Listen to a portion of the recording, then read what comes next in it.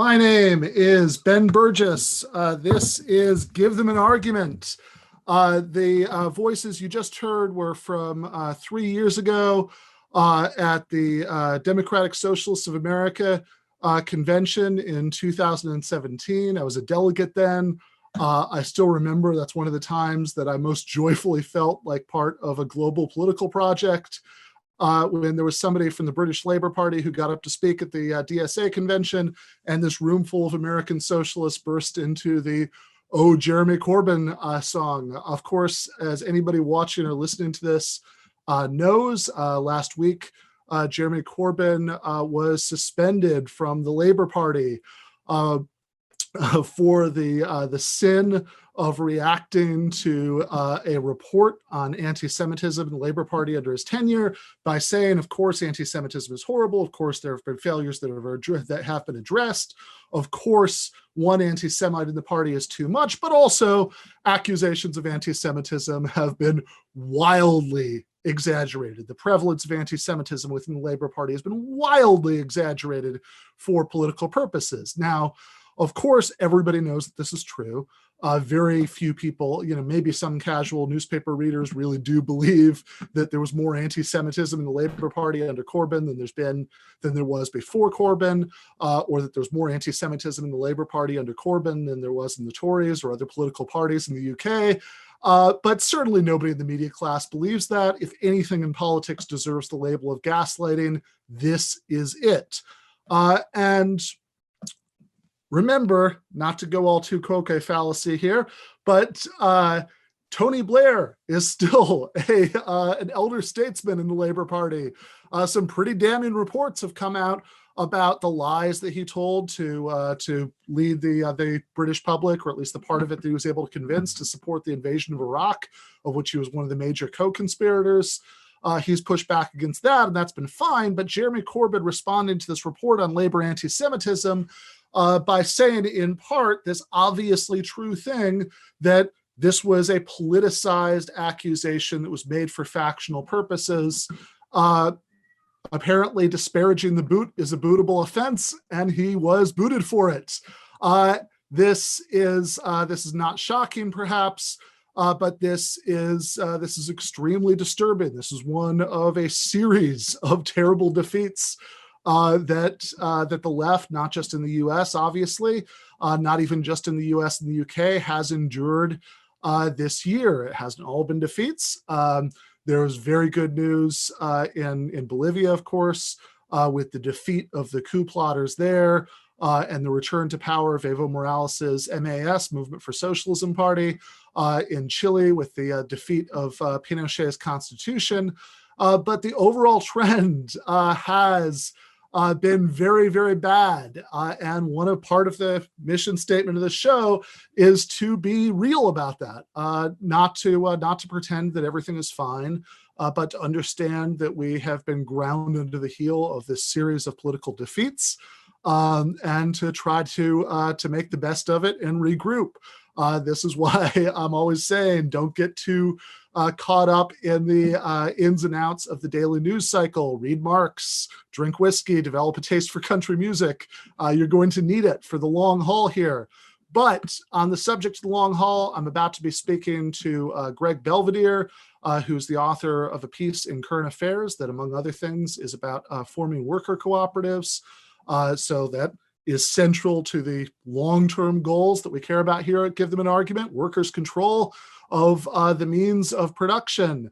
After that, in about 15 minutes, I am going to be talking to Matt Leck, Katie Halper, Zishan Alim,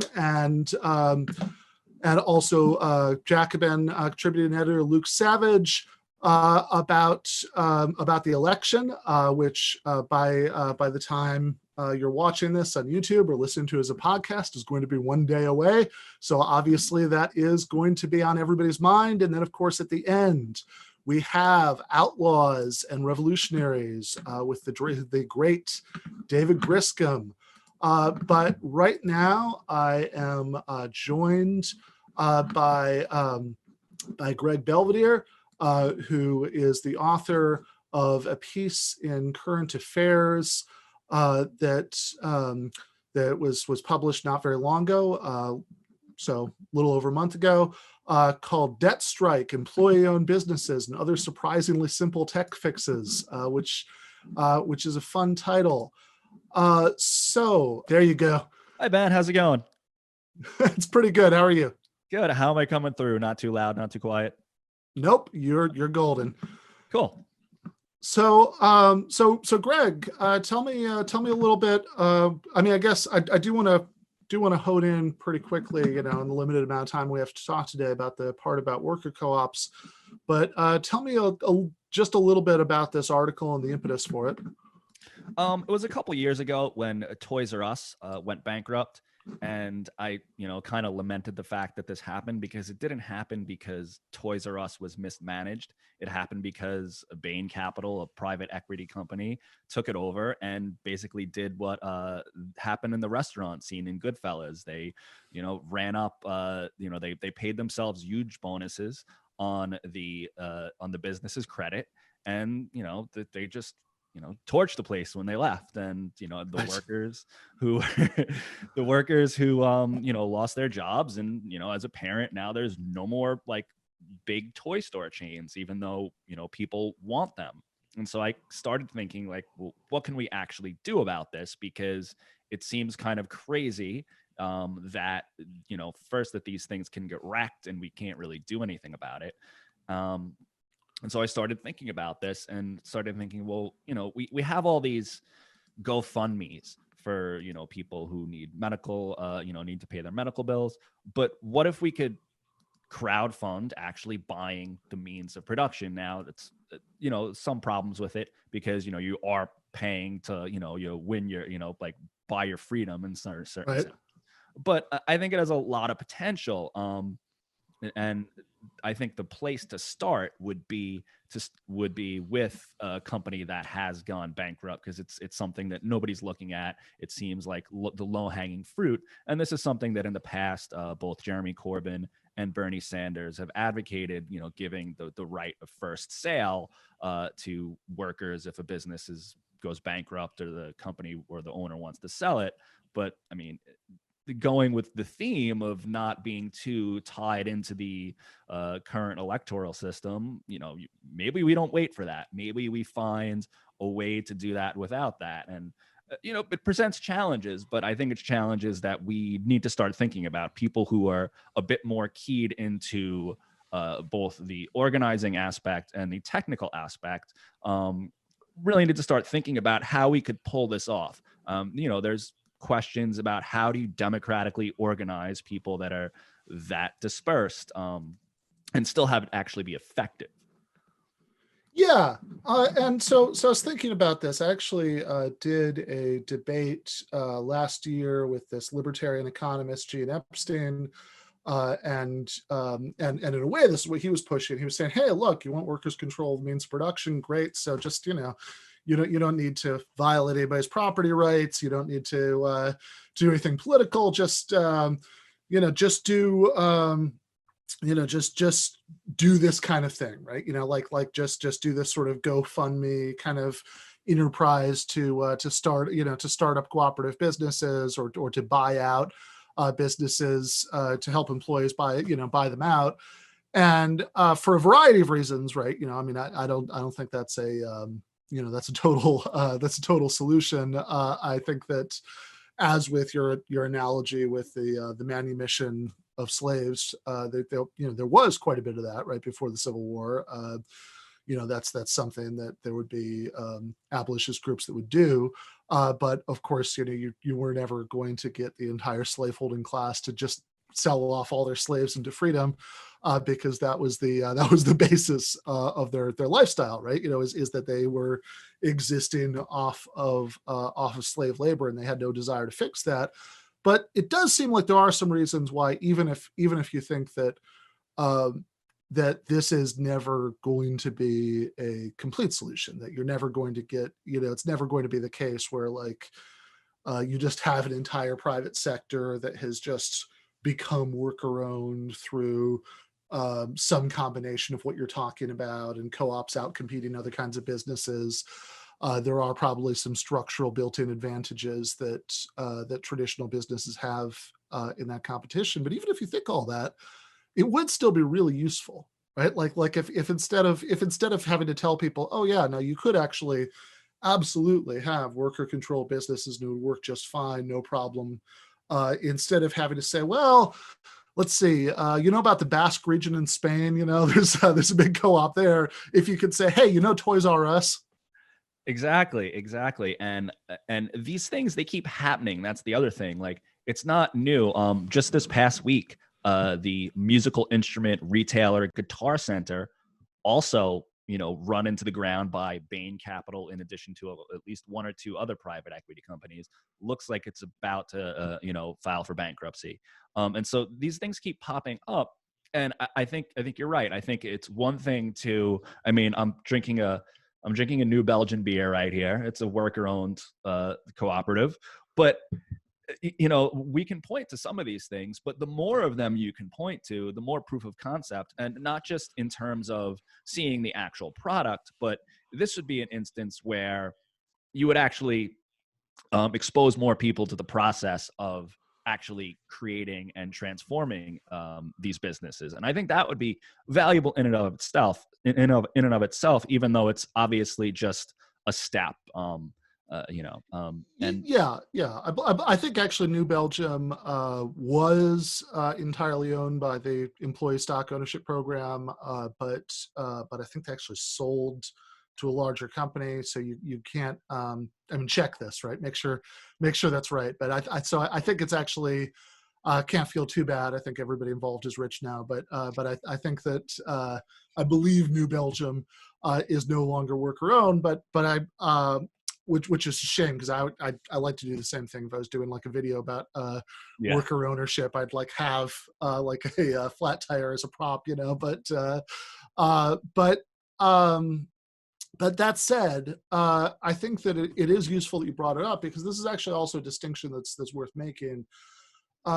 Because in an environment where just like regular hierarchical businesses are the norm, it's what everybody's used to, then even when you do get cases where you have a company that's wholly owned by something like an ESOP, an employee stock ownership program, they generally will just bring in a traditional board of directors, and it'll just be run like a regular company. Whereas if this was being done, I think in the way you're suggesting, kind of as an ideological project, that people would have like political motivations for donating to the GoFundMe to turn, in this hypothetical, right, Toys R Us into a co-op, then could actually go all the way and actually run it as a co-op, like Mondragon or something.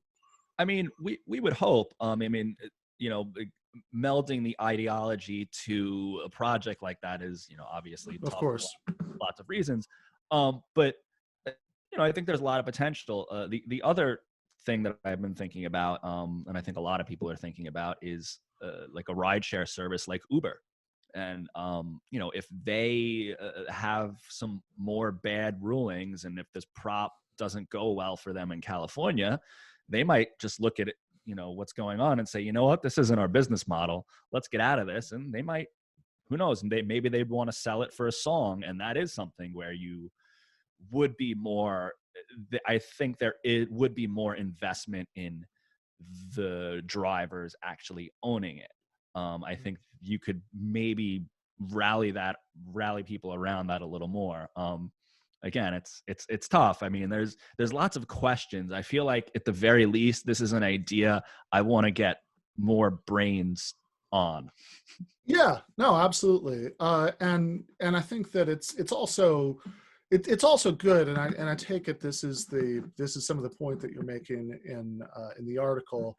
I like, I don't know if you wrote the headline, but whoever did, I like the phrase "other surprisingly simple tech fixes," right? Because this is not usually the sort of thing we're talking about when we use phrases like simple tech fixes. But I think that one really nice thing about it, maybe this just sounds obvious, is just that this is so doable, right? Yes. Like like especially in a period of very deep defeats, this is something that we could totally do. I mean, you think about the amount of money that was being poured, for example, into the Bernie Sanders campaign from small dollar donations. That actually added up to being an absolutely enormous amount of money. And if you could get a significant fraction of that to a project like this, you could actually do this even for, like, I mean, certainly for, I mean, there are right now, during the pandemic, right, there have been all sorts of little GoFundMes to save the bar at the street corner or whatever, just in its current form. And so it's certainly not hard to imagine that you could get maybe even something the size of Toys R Us, or certainly something in between that and a corner bar, that you could have. There are places, that are small to mid-sized businesses where where the union is like the union that actually represents the workers there is like a local of the IWW, right? That exists. And so it's not impossible to imagine a place like that where they would like really go for this, right? That this would be like, oh yeah, totally. Let's do the crowdfunding in order to buy the place up, to convert it into a full-scale democratic worker cooperative. And it wouldn't, and I mean, this is totally within the financial resources of the left right now. Yeah, I mean, it doesn't seem, I did some back of the napkin calculations, and even with Uber, for example, I mean, that's kind of a big one, but even something like that big, doing just some really simple, like quick math, even with its absurd valuation, okay, let's say, you lower that a little bit. I forget the exact numbers. I had them in the original draft of the article, but I mean, we're talking a couple $100 per employee, which unfortunately a lot of Uber drivers might not have. But if you have a good crowdfunding campaign and you say, you know what, you donate to this campaign and you get 10% off your first ride or something like that, people like, go for it if you combine that kind of deal and that kind of ideological solidarity with the workers who could actually own a piece of this thing. Now, how you structure everything, and after that is questions and to be answered with someone with a little more knowledge in detail. Yeah, but you could, but it's something that could happen, and it would be both immediately beneficial for the lives of the people who work at these places, that they would get that extra, dignity, autonomy, and money, and also it would be an incredibly useful prop, right? For future arguments about this stuff. That, like, look, this is not pie in the sky. I don't, and of course, I don't need to explain to you where, like, oh, hey, here's this place that you've never thought about, but trust me, right? This exists there, right? If you could say, hey, you've gotten a ride on Uber, right? This is how this already works. That would be so much better for that argument. Yeah, and I'm a big fan of Marshall McLuhan had this idea. It was called the spectrum of effects, and you don't exactly know what a technology is going to inspire in people once they get the idea. And his classic example is the printing press, and how the printing press, according to him at least, it almost followed that you would get interchangeable parts for production after that, because it's kind of like one of those things that once one idea is out there, it leads to other things. And so I think this is the type of thing that it's very doable, but it could also lead to people saying, well, we can do this. Maybe we could do this, or maybe we could adapt this to a different type of business. And with some tweaks, it could work in lots of different fields. And, I think it's a project that could really go if we could kind of get past some of the initial questions and things like that. Like how are you going to pay for the initial site for the crowdfunding, for example, and how are you going to make the process democratic and transparent, but also effective, because those things don't always work. Especially if you have masses of people spread out throughout the country, there's difficulty there. But again, like you were saying, like a mid-sized business might even be a better place to start that. Yeah, absolutely. And again, I think that there are, competitive, like, I think that it's probably not, I don't know how, how big a percentage of the economy this sort of strategy could possibly grab. I mean, to some extent, that's just an empirical question. You'd have to find out. But and of course, there's certainly there are some built-in problems for co-ops, competing in a capitalist economy, because with deeper pocketed competitors. But if you're trying to make an argument about viability for the sake of the future, when you're maybe proposing expropriation of things, to turn them into some sort of democratic arrangement, it would be really good to have this proof of concept. So I think it's a great idea. Everybody should read the article, which is again, Debt Strike, Employee-Owned Businesses and Other Surprisingly Simple Tech Fixes by Greg Belvedere. Greg, is there anything else you've been working on, or anything you want to plug before you go? I have a YouTube channel, Rebel Base. I'm kind of on an almost permanent hiatus right now because of COVID and basically being a stay-at-home parent right now. So it might be a while before I add anything to that. But I do have some cool stuff up there about eco-socialism and technology and more spiritual stuff and a whole bunch of stuff. Some of the content I think I'm very proud of. Others, you know how that is. Sure. Fair enough. All right. Thanks, man. I really appreciate you coming by. Thank you for having me, Ben.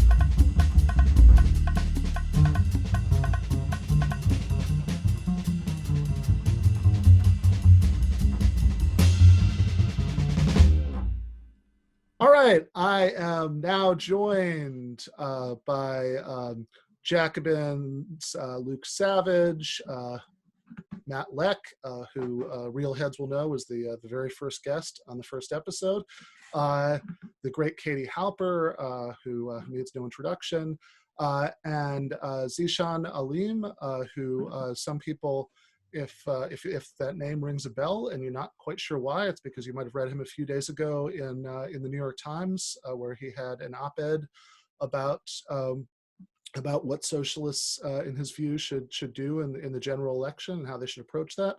So, so Zishan, you want to? Well, first of all, nice to meet you. Welcome to the show. Yeah, absolutely. So do you want to talk about that op-ed for just a minute? Sure. Yeah.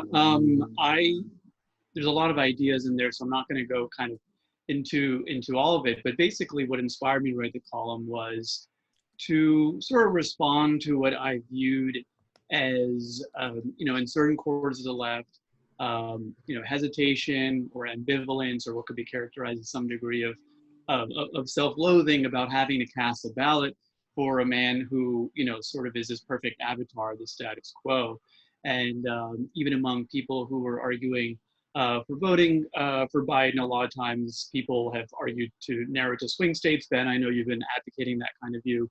Yep. And or just sort of hesitation about whether or not it should be done in the first place. And so, yeah, go ahead. I have the swing state position, and since I live in a swing state, I did vote for Biden, but I've got tons of self-loathing about it. So Yeah. Tell me why I shouldn't. So yeah, so I mean, basically, so what I try to argue in this column is that from a strategic standpoint, I think there's really not so much of a need for feeling bad about oneself while doing this, and that from a strategic standpoint, that socialists should mobilize unapologetically in every state, cast their ballots for Biden, and not feel that they're compromising or betraying their principles, but rather advancing the cause of socialism for a variety of reasons. And so one thing I've sort of tried to seek to do in this piece is try to conceptualize how the left should think about voting in a way that moves away from understanding as a purely individualistic act.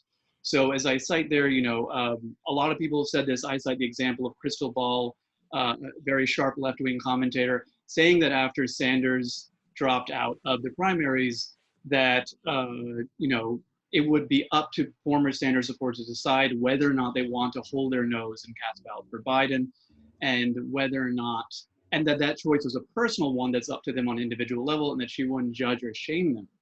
And for me, I think that has ironically a little bit of a whiff of bourgeois liberalism to it. And there's two reasons for that. The reason I say that is because I think it conceives of voting as an act of expression of self on an individualistic level, and maybe and a function of taste and moral status, when I think that really voting should be viewed as one instrument for altering the balance of power in society between capital and labor, between elites and marginalized people.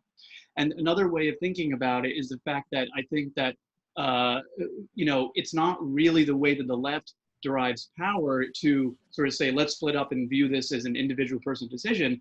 The left derives meaning and power from collective action, from decision making through debate on a group level, and then deciding to act as blocks. Now, there's always room for pluralism and people going different ways, but there's a few, in our binary two-party system, there's only basically a few options. And I think out of the options of not voting third party, voting for Biden, or I guess potentially for a hardcore acceleration is voting for Trump, I think the one that will bear the most fruit for the left is voting for Biden. And so once you come to that conclusion, if you buy the argument, then I think there's no reason to feel to feel dirtied by that process. And so there's all kinds of reasons for it. For me, the way I think about it is basically seeking out a political terrain that's most conducive to change.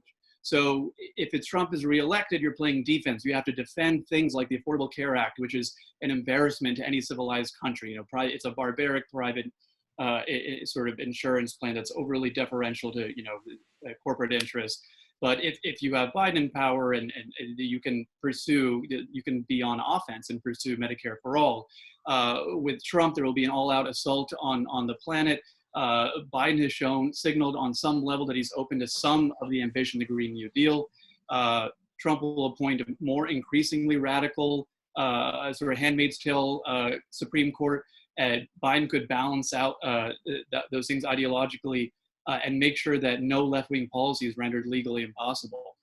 So let's talk about that, because I buy most of that argument, right? I mean, I agree with Crystal, who was a guest a couple episodes ago. I agree with her that look, scolding people for not agreeing with your tactical calls is probably the single get out the vote strategy that's least likely to work, and for a variety of reasons, right? That's a role I'm unwilling to play. So I agree with her there. But the distinction I've tried to make is that I will argue for the tactics that make sense to me, right? I will make that case to people for why they should do that. But I think there are two issues, right? One is I think you probably are more optimistic than I am, certainly at least, and we can get the rest of the panel in on this in a little bit, about what will happen under a Biden presidency. I think that there are certain kinds of assaults on working people and marginalized groups that won't happen under a Biden presidency, that would happen under a Trump presidency. I'm a lot less optimistic that like any good stuff about climate, for example, that might be on a campaign website is actually going to happen. And then the other thing, on just on a basic level, is that I've never completely understood the argument for thinking that it's important in all 50 states, right? So I think that if you're going to if you're in Michigan, if you're in Wisconsin, certainly if you're in Pennsylvania, Florida, then I think there's like a really straightforward argument, because the Electoral College exists, and the votes of the left could actually be enough to make a difference. If you are voting in California, then it seems to me, right? Maybe you can give me your perspective on this, why you disagree. It seems to me that you're basically making a symbolic statement one way or the other, right? Because of course, if you were going to vote the way you want everybody to vote, then you'd vote for Howie Hawkins or somebody, because you'd actually prefer everybody to vote for them, and so Howie would become president. But if you're going to just sort of factor in, okay, most people aren't going to vote the way we would most want them to, and then the left has to interact with that, right? This smaller group of people who are like Biden third-party swing voters. Like, what we should do, we should just factor in whatever everybody else is going to do. Then I would think, okay, well, if every Biden Hawkins swing voter voted for Hawkins and convinced 5 of their friends to, Biden would still get the electoral votes from California. And so it seems to me that at that point you're making a symbolic statement one way or the other. And the symbolic, and if I was in that position, if I was going to make a symbolic statement, I would make a different symbolic statement than voting for Biden. So what's the argument? Is it going to be, is the popular vote majority going to be somehow helpful in a Trump tries to steal the election scenario? If so, how? Or is there some other reason why it's important to, in your view, to vote for Biden in safe states? I think that there's a few different reasons. I argue that it's not, one is just a sort of practical consideration, the fact that a lot of what motivates Americans in the scheme of affluent democracies have very low voter participation rate. And what people are voted to vote for more than any other kind of candidate is presidential candidates. A lot of people don't follow local politics. A lot of people are not that sort of as invested, and a lot of people may not be, particularly when they're very busy, motivated to go out for an attorney general positions. So if one has a clear-eyed sense of the utility from a left-wing perspective of having Biden in office, and understanding that you can tap into what political scientists call the coattail effect, which is that when you have someone higher up on the ballot, that it can drive turnout for people who are down ballot. And that actually impacts the left in a more tangible way, because in most states, there are Democrats who are more progressive, and some are even socialists, operating at the state level, operating in on the municipal or city council level, attorney generals, and so on. In my column, I linked to DSA backed candidates across all kinds of offices in every state. And all those races, some of those races are not that competitive, and some of them are competitive. And so that's advantageous for the left to have those people there, and to have legislatures just generally tilting to the left. And more of those people you can have in office, the higher the odds are that you can enact progressive legislation or develop left-wing blocs that can have a pretty substantial effect on the authoring of bills and what kind of policies are enacted. And the other issue is, and this applies more in swing states and national states, but I just think that from a practical perspective, not making people feel ashamed or burdened or like they're reneging on their responsibilities as a socialist when they vote for Biden, the margin by which Biden wins in tighter states does matter from the perspective of whether, if this election is going to be stolen or tampered with through the mail-in ballot process, right? We already know that. But that's a state level argument, right? That they have it's not that the national vote margin is going to make a difference, because it doesn't really seem like it would. Yeah, no. So basically, on that second point, what I'd say is that's still an argument. That's still arguably you could still say that falls completely within the purview of a state, swing state-based argument.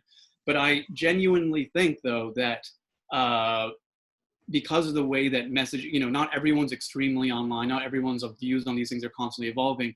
I want to expand the way that people think about what it means to vote on the left, and to not look at it through the prism of one's hands are dirty through this process, and to look at it from a practical and utilitarian lens. And I think that can bleed over into other things. The reality is that if you're having a national conversation about the fact that it's not a horrible thing and that you're not a true leftist if you vote for Biden, that does affect voting in states that are maybe closer than we would think. Or it could tip things in states that we thought weren't in play but could be in play, like Texas, for example. And so I think that I think that because I don't think it's high cost to vote for Biden, but there are payoffs, I would rather just explain why I think people should conceptualize it that way, and sort of move away from this aesthetic argument of feeling that you're stained as an individual, which we don't apply, by the way, when we do things like buy food or clothing or pay taxes with entities that we don't respect. Ideally, it wouldn't be the case, right? But we don't all live on communes where we make our own food and our own clothing. We do exist in a world where we are complicit in systems that are unjust and exploitative and unethical. And I think if we can be clear-eyed about the utility of voting, then we don't have to feel, to sort of self-defeatingly feel sort of ashamed of it.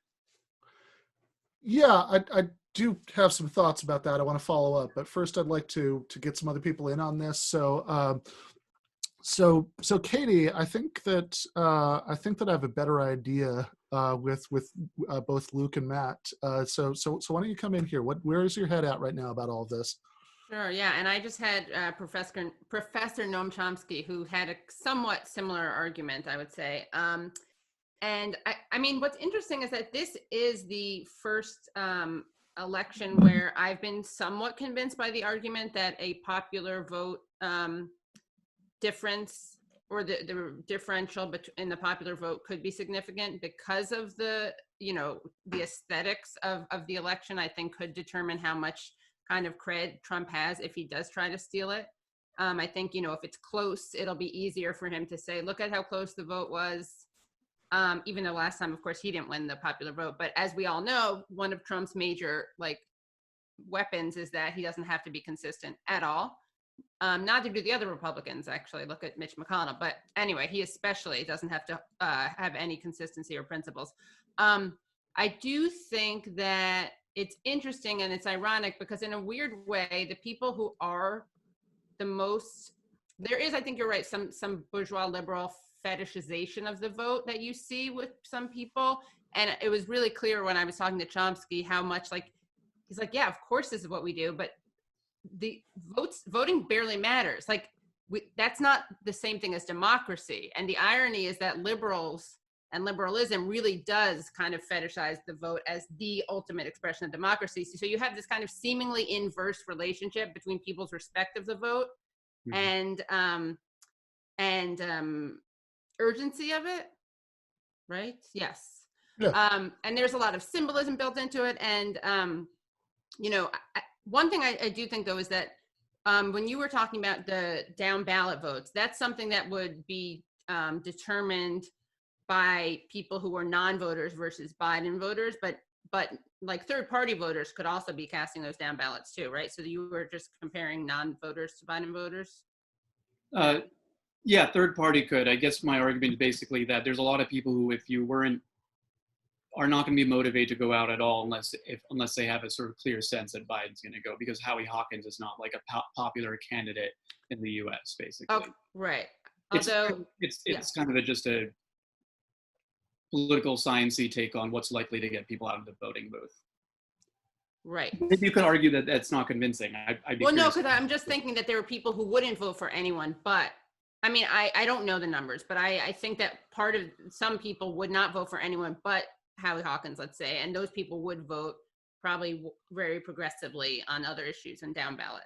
Yeah, I mean, my understanding is that in 2016 in Michigan and Wisconsin, I mean, this was some of the Malika Jabali reporting after the election, there were quite a few people who, they didn't vote for Jill Stein, probably they didn't know who she was, but Right. but they just left the very top part of their ballot Right. blank and voted for a bunch of offices Yeah. under it because they just, couldn't bring themselves to vote for Hillary Clinton. Yeah. Mhm.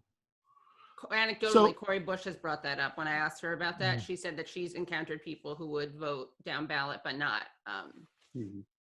presidential. Anyway, but- Yeah, I mean, I guess to me, and look, I mean, I care much more about the voting for Biden in swing states part than about whatever people do in safe states, where arguably whatever you do at the top of the ballot as a leftist is kind of a gesture anyway.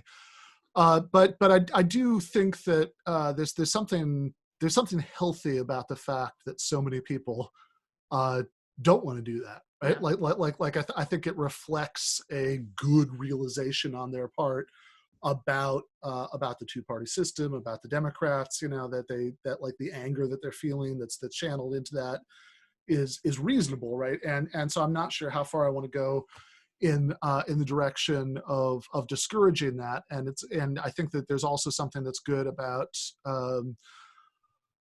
just not being reflexively identified with the Democratic Party, because like what I would like to happen is for Biden to win on Tuesday, and then for him to get no honeymoon whatsoever from anybody to the left of him, and for people to immediately pivot to extreme opposition, and I think that that's consistent with voting for him, especially where in the places where there's tactically the most reason to vote for him, in kind of the same way that lots of French socialists and communists voted for Macron in the second round of their election to keep out Marie Le Pen, the neo-fascist. But I think that the more you have kind of positive feelings about Biden, or you don't want to be too critical of him, leading up to the election because you're worried that being too critical, might lead people not to vote for him, etc. The more you adopt that stance, the harder it is to make that pivot, because there's always something, right? Like there's always, before you know it, it'll be the 2022 midterms, and are you really criticizing Biden now? And we're about to have this really important, midterm election, and there's always something. But from points north, Luke, what do you think? I find these debates very difficult to extricate from kind of other debates. Whenever these conversations come up about should you vote for third parties, should leftists vote for the Democratic nominee, etc., I think it's very difficult to extricate that from the kind of periodic debates about whether it's permissible to have an identity in American politics that isn't vote blue no matter what, and things like that. Credit to Zishan. I confess I haven't read the article. I'll read it after we record. And credit to you for thinking this through and trying to schematize it, which I think is usually not the case when people have this argument. I mean, for me, of course, Ben's already alluded to this when he introduced me. I mean, it's an abstract question because, I won't be voting for Biden, but that's because I'm not an American citizen. In fact, I'm not legally entitled to vote. But so yeah, I find the debate abstract for a variety of reasons. I was alluding to some of these before. The periodic kind of shaming of Nader voters, this absurd demonization of Susan Sarandon of all people. Right. That's big, like a sort of incredibly bizarre meme that sounds like a joke until you interact with certain parts of Twitter and you see that it really isn't. And people do have this incredibly strange animus. Luke, I understand you're not an American citizen, right, but if you went around like Flint and Detroit and Milwaukee, you would understand that in these Rust Belt swing states, people just do what Susan Sarandon tells them to do. She was the game changer. She was the game changer. Yeah, that's right. And so actually, I'm glad you brought that up, because another reason these debates feel, and this is not a knock on the piece Zishan wrote at all, but you know, I think another reason why these debates feel sometimes a little bit extraneous to me is I'm not convinced that, I mean, these actually strike me as very kind of navel-gazing intra-leftist debates. They may be useful exercises, but I don't think that, you know, swing voters, or rather third-party voters, are not the reason Hillary Clinton lost the 2016 election. And one of the reasons this debate recurs so often is because there is, you know, there has been a very strong effort on the part of, you know, particular liberal commentators, especially, you know, to argue that that's what, you know, that's what caused it. I will say, just so that I can say one useful or constructive thing here, rather than just shrugging off the debate, which is a little evasive on my part. I think that if, you know, I obviously I agree with the general point that, you know, Biden winning is clearly the better outcome, right? It's clearly the better outcome for the left. I think my friendly amendment to that is I would like, at minimum, if people are going to you know, celebrate the possibility of a Democratic victory, let's be honest about what that means. Something that has perplexed and frustrated me since the end of the primary has been this you know, discourse among particular small p progressive and liberal commentators that's really tried to make the case that, hey, you know, you're not going to get everything you want if you were a Bernie Sanders supporter, but Biden's going to be he's going to be the most progressive president ever. Yeah, Look right. at his platform. Look at the stuff on his website. There's a kind of weird only Nixon could go to China sort of thing that gets applied sometimes, where you hear, well, Biden, because Biden is actually this lifelong conservative, or, you know, moderate in the, you know, in the parlance of the professional commentariat, actually that's a reason why he could actually do Medicare for all, or maybe the public option. He could do the Green New Deal. And I'm unclear why that would be the case. It seems to me Biden has told us again and again and again, not just throughout his nearly 50 years in public life, but during this campaign, in the last, you know, 50 weeks, in the last 50 days, he has told us again and again, he is not a friend of the left. He will actively celebrate and boast about getting endorsements from Rick Snyder, the multimillionaire former GOP governor who engineered the Flint water crisis. He will boast about that. And he will distance himself from Bernie Sanders, who is actively campaigning for him, and potentially bringing in, you know, large, you know, constituencies that would not be enthusiastic about voting for Biden otherwise, unless Bernie Sanders was campaigning for him. We know who Joe Biden is going to, you know, we know who he is. So I think at baseline, from a kind of strategic and a tactical perspective going forward, if there is a Biden presidency, from day one, we should be honest about what a Biden-Harris administration is, what it represents, who it represents, and who it doesn't represent.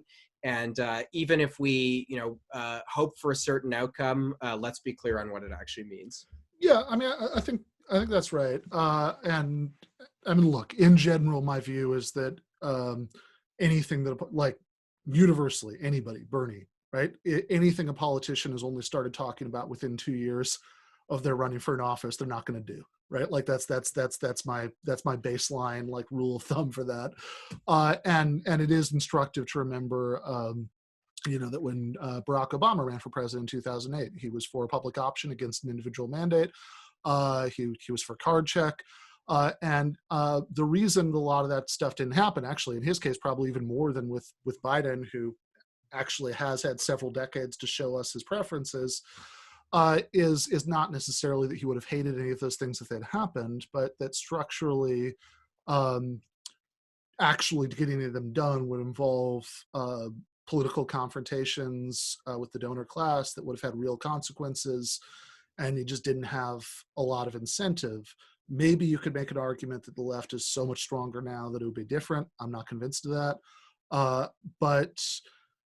But just to push back against the navel gazing thing a little bit, Yeah. I guess the reason that I don't entirely think that is that it's certainly true that third-party voters were not the primary reason that Hillary Clinton lost. In fact, I don't even think that's in the top 10. But it's also true that the Jill Stein vote in several states was bigger than the gap between Trump and Clinton. And I think that election was so close in general that there are lots of things that don't make it onto the top 10 list that, if they'd gone different, the slightest wind could have been different, and Hillary Clinton would have won Wisconsin, you know, for example. So, and it's the part that we have some control over. Even if it's not the main determining thing, it is the thing that we can influence in ways that we can't influence other determining things. And I guess part of the reason that I feel differently about this than I used to, I mean, I'll put this out there. I voted for Nader twice. The first vote I ever cast was for Ralph Nader in 2000. I voted for Cynthia McKinney when she was the Green Party nominee in 2012, and I voted for Jill Stein twice. The late Michael Brooks used to give me shit about this, when I told him. I was never considering voting for Hillary Clinton. I was thinking about voting for a third-party candidate because Stein was annoying me so much towards the end of it. But then John Oliver did his hit on her at the end, and that annoyed me enough that I went back and voted for her anyway. And part of the reason why I feel differently this time, besides the stuff that I usually stress about appointments to the National Labor Relations Board and everything else that you can bring up, is that if you're just talking, and I guess this goes back to Zishan's point, right? Because if you're just talking about individual votes, then yeah, okay, who cares, right? I mean, there's a like 0.0000001% chance that any individual vote, that it would actually come down to a 2-vote difference, and in any state. And if you're talking about all voters, hey, what we'd prefer all voters to would be to vote for a third-party candidate if we were thinking about it that way. So who the we is that we want to vote differently, I think was less clear to me then, but it seems like now there's a more easily identifiable we, that there is this re-emergent left that is an identifiable block of votes that could be enough to make a difference, which is why I think that it does matter to a certain extent. But I want to get Matt in on this before we switch gears, because I know Matt has thoughts.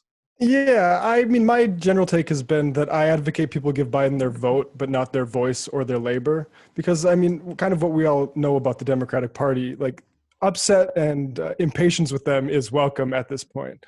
But I don't welcome the idea that I think the Green Party stuff and like the third party stuff is frankly looking for a ballot cheat code that is going to actually substitute for the actual work that we have to do. And I think we need to nip those conversations in the bud, frankly. And I think that's the real point about, like, when Chomsky says voting is 10 minutes, it's like there is massive hurdles, but in terms of once you've decided to be illusioned, you're no longer disillusioned, but you're illusioned that so one of your actions can do something on voting day, then I think we need to be like subject that to scrutiny. And I like the emphasis on not feeling ashamed about voting for Biden, because frankly, I am against voter shaming. And I think the Green Party does an awful lot of it. I think blaming people who have decided to go lesser of two evils in our system is a massive voter shaming operation. So, I mean, that'd be my final point about that. No, I mean, that's no doubt about that, right? I mean, there is tons of voter shaming in that direction, and I think there's an over moralization of voting that comes. I mean, one, just thinking about it the wrong way, right? Like, this is like a special prize that we're giving out to the person that we really like, that, they'll have the honor of my vote, as opposed to, the cheesy Halloween season metaphors that I always use, like, somebody's, jigsaw, or somebody is giving you a choice between going through 2 rooms, both of them, there's going to be somebody who's trying to kill you. What do? Well, you go into the room where you think you and your friends have a better chance of surviving. That's the one you pick. And it'd be weird to moralize that decision, say, oh my God, I can't believe that you chose to empower that room with the thing that was going to try to kill you. Right. So I definitely take your point about that, but maybe to switch gears. Can I just add one thing before we switch gears? Mm-hmm. Sorry, I think that's Please. true that there is voter shaming. I think it's different because one of the sides has like the entire Democratic Party behind it and the media behind it, like, echoing said voter shaming against third party or or non-voters. I do find you don't get it, you're a neoliberal shill discourse a little bit annoying. And I also think that, just to be clear, no one, the left, we should not at all celebrate like Biden's victory. It is the second to worst outcome that could happen. Like, this is bad news no matter what. It's just that now we're going to have someone who maybe we can push more. And I think that here's where I'm optimistic. I mean, I'm pessimistic that Biden would ever do anything on his own without facing insurmountable pressure. But I'm optimistic that having Biden lose to Sanders will create this expectation gap. And I think Sanders did create a kind of sense of not entitlement, but in the bad sense of the word, the way that phrase is usually used, but like righteous entitlement, that these things are rights that we deserve and we need to grab them and fight for them. And there's nothing fringe about them. There's nothing like too out there about them, ahead of their time. They're just normal rights that everyone should have. So that gives me some optimism, because Obama did not defeat a right winger particularly. I mean, he beat Hillary, but it's not like he didn't do what Biden did in terms of, defeat this great hope that could have actually moved things to the left. So I'm hoping that like disconnect and that anger will create pressure. And also, like what Crystal said, it's true, but we need to, as the left, make it so that if we don't vote, that has consequences. That's the problem. It's like, I mean, with Breonna Joy Gray and Chomsky's debate, it is like, yeah, we should make it so that our vote matters, and that a protest vote could actually force the nominee to do something. The problem was we don't have that. So it just becomes ineffective. Like if our saying we're not going to vote for Biden had meant that Biden adopted Medicare for all, then I'd be all for it. We just haven't organized enough. Yeah, right. I think that's a really important point, right? Because if we actually were in a situation where, voting third party or mass non-voting could have some great payoff, then I could see saying, all right, maybe sometimes there are situations where it's great risk, but also great reward, and maybe you should do that. My problem with the Breonna Joy Gray and Virgil Texas argument there from bad faith is that I just don't see what the payoff is. Certainly in terms of this isn't the argument they were making, but sometimes people say, oh, well, by having slightly more people vote for the Green Party, for example, in this election, you're going to create some momentum that's going to lead to, I don't know, 10 cycles down the road or something, they'll actually be competing for power.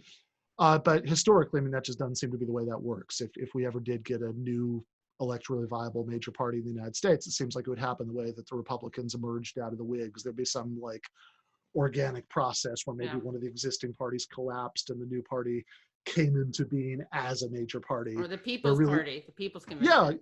Yeah, totally, right? Like, but it doesn't, these are both cases where these things started out as mass parties. They didn't start out as 2% of the vote party and somehow build their way up for that. There's really not a lot of historical precedent there. And then if you can make the leverage case, then I guess I want to know how much would need to be for that leverage to be exercised, because it kind of seems like we've run this experiment a bunch of times.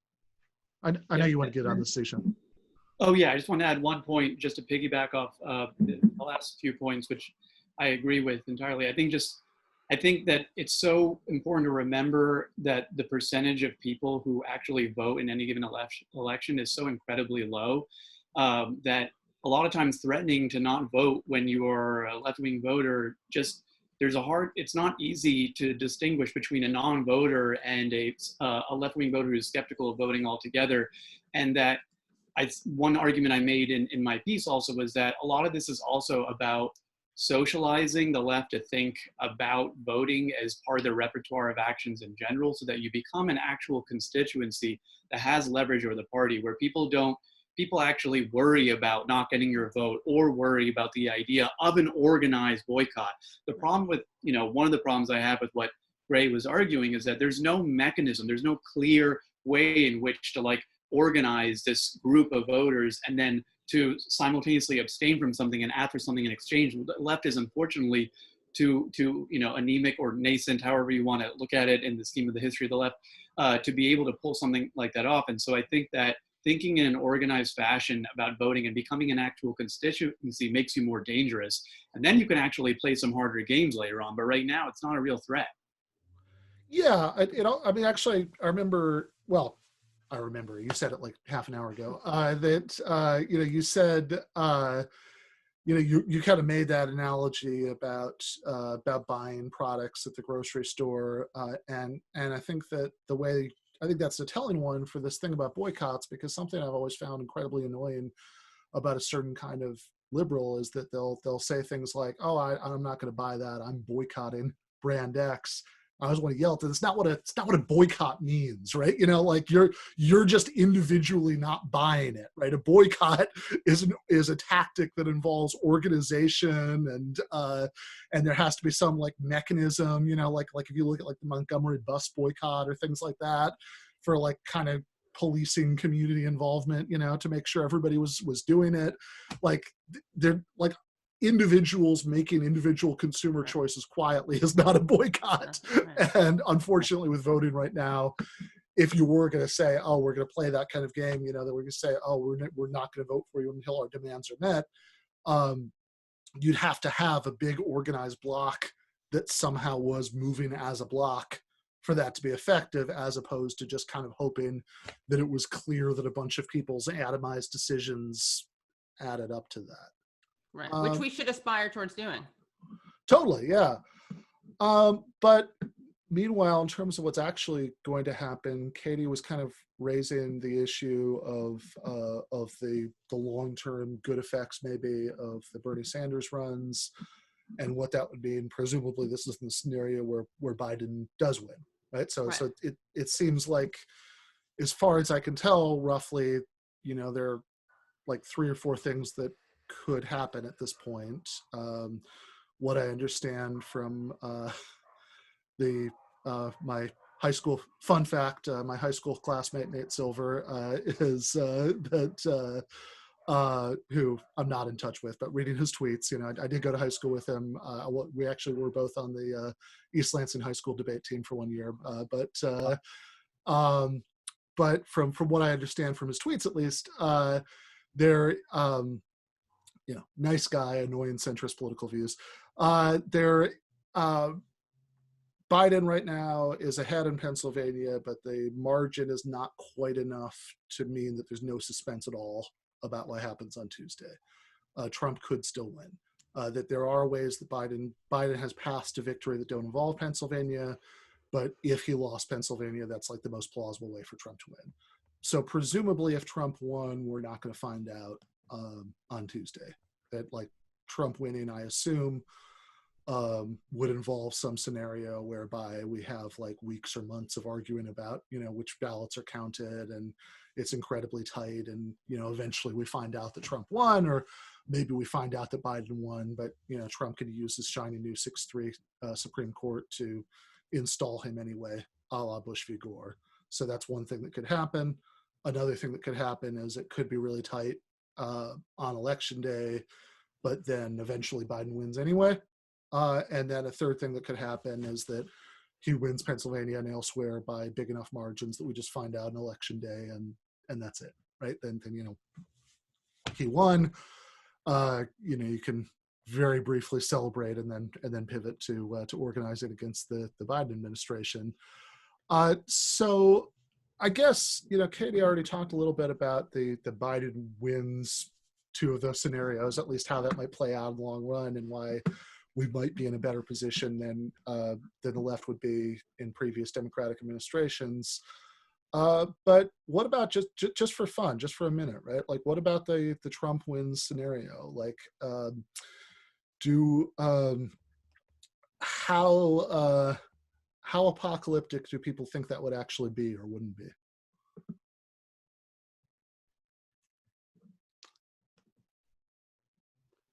I mean, there's the argument that now that he has not, if Trump were to win, you know, he'd have no kind of brakes on him, because he wouldn't have to win a second term, right? So he could go full out. We could see the real unfiltered Trump. I don't know why my tendency is to kind of see it as not, this is based on nothing, honestly, but I feel like it would be kind of status quo of how horrible it is now. Although I will say, like, the kind of Proud Boy stuff, the signaling of Proud Boys, I think that is kind of a game changer from even what we've seen so far with Trump. Yeah, Matt, do you want to get in on this? Yeah, I'm trying to. I mean, a mandate for him would be horrible. I think it really depends on the Senate, really, right? If the Democrats take back the Senate, I think hopefully they'd be able to stymie him. I mean, the problem with the Democrats and a reason to put them into power is that you can't trust them as opposition against these people Yeah. for like the worst impulses of the Republican Party. So I think, I mean, it would be super horrible, but I think just the way the election is working out generally, I mean, they'd have a stronger majority in the House, I would still think. I mean, it's hard thinking of what exactly the scenario looks like. But I think Congress, I mean, hopefully we can get Pelosi and Schumer out of there if that's the case. But I mean, yeah, I think it would be pretty horrible. And I think the thing that would really suck about it is it's not going to hurt these establishment Democrats. They're going to fundraise like crazy for Yeah, they another would 4 love it. years. Yeah. No, I also want, one thing I want to say is that I also almost fear that Trump staying in power would make war more likely, but not because of Trump. I feel like the Dems, as you just said, Matt, are so despicably unprincipled, opportunistic, and have some real, like, I don't know if it's Trump derangement syndrome or it's rational self-interest, but they are such hawks. And the way that they push the Russiagate stuff, I mean, that scares me, like, more than Trump himself, militarily speaking. So okay, so well, how about that, right? So if in the Biden win scenario, right? Like I think we all think that that would certainly be better for the position of the left. That Biden would be, a better choice of enemy for us, right? Which I think is language used in Zishan's op-ed. That certainly that he's not going. Biden represents a ruling class strategy that doesn't involve doing things like aggressively trying to stamp out what's left of public sector unions, for example, like Trump does. So that would be better. But I think that the one place, where you could make an argument, like you could make a pro-Trump harm reduction argument, maybe even, right? I wouldn't, right? But I think some people might try to, would be on the foreign policy end, that there was speculation, for example, that Hillary Clinton would have escalated, U.S. actions in Syria more than Trump did, and it's not. Even though, as hard as this is to remember, during the Obama era, like one of the big Republican talking points about Obama was that he was too soft on Russia.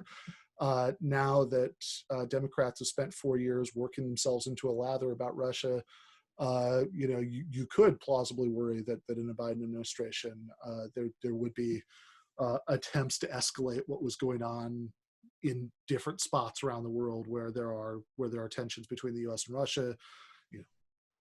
Ukraine, certainly, probably other places, and that would actually be worse. I mean, I would be curious, anybody who wants to get in on this, like how seriously you would take those worries. One thing I think those are all valid concerns. One thing I just generally look on is breaking up continuity of power between these parties is probably a good thing. Like we just heard a story about meeting at Doral about invading Venezuela. I think that came out recently, and God knows how many other types of plans they have in. And I just think like switching part. I mean, the example that's in my head is Bay of Pigs, right? Because Nixon planned Bay of Pigs when he was VP for Eisenhower. Eisenhower had the bad heart, so Nixon was very involved in that. And if Nixon would have won 1960, there's a good chance that we would have invaded Cuba at that point, because JFK was less willing to do the overt invasion that Nixon, like the CIA was big. I mean, look, that's one way to approach these things. I think that's kind of how I look at it. I don't want to give Trump another 8 years in power. I think the Democrats do equally malicious things. I think maybe a little bit more competent, which is scary too. But I think breaking up the continuity is probably a good bet.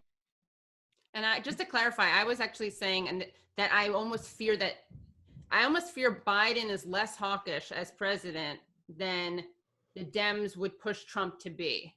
Okay. Because I think the Dems would drop the Russia stuff more.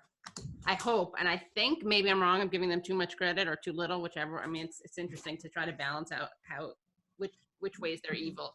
But So the idea is since Trump would have people yelling at him that he was Yes. Putin's puppet, Right. he might do something really extreme to prove them wrong, whereas Yeah. Biden would have less reason to do that. Right. Yeah. I think Luke, any thought? Oh, sorry, Zishan, go for it.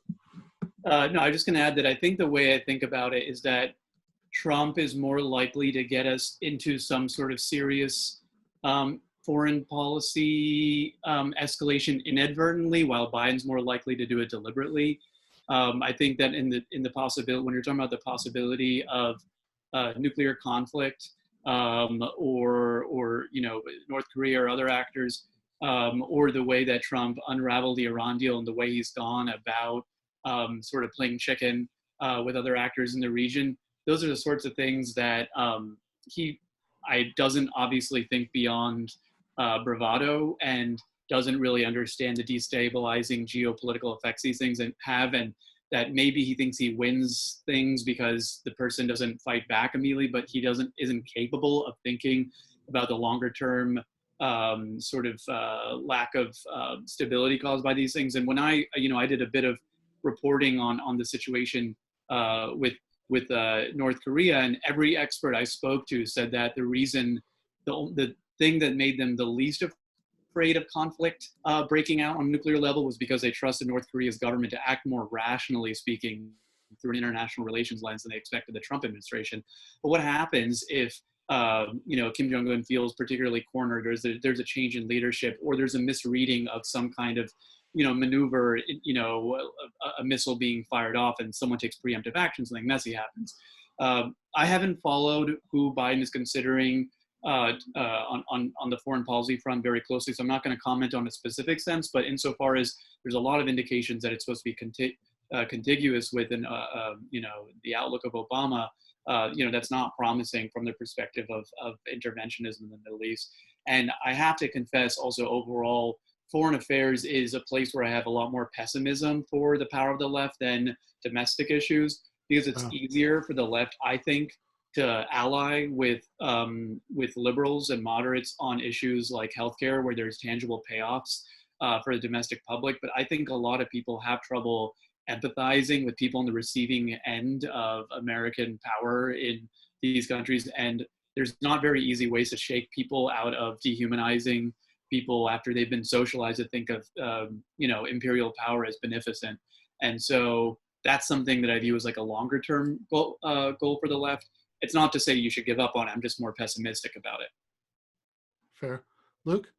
Well, I think I largely agree with what's been said about foreign policy. That is, I mean, it's hard to imagine a scenario where Trump wins and really has any, he's not going to control the House unless, there's some kind of absolute electoral apocalypse. Dems are probably going to flip the Senate, it sounds like. I think I agree that foreign policy is probably where he could do the most damage. I think an interesting question is, which hopefully is a purely hypothetical and theoretical one, but I mean, what would a second Trump turn even be, particularly with regard to domestic policy? It strikes me that the Trump administration is running on inertia at this point. I have no idea what its second term would be beyond the very kind of obvious malice that you get from any Republican administration. People have brought up the National Labor Relations Board. There's judicial appointments, attacks on public sector unions, probably attacks on reproductive rights as well. COVID stuff. Mishandling of COVID. But in terms of an agenda that is distinctive from a regular Republican agenda, the Trump administration. Trump ran as some kind of a populist, big with many asterisks attached to that. He ran certainly, a heterodox type of Republican campaign, which is what enabled him to win the Republican nomination and eventually the presidency as well.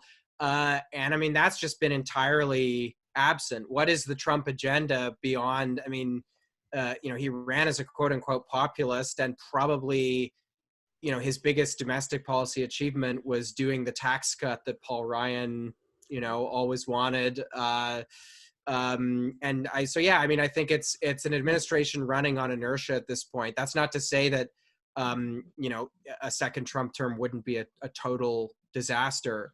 But I'm not sure that it would yield many surprises, at least on the domestic front.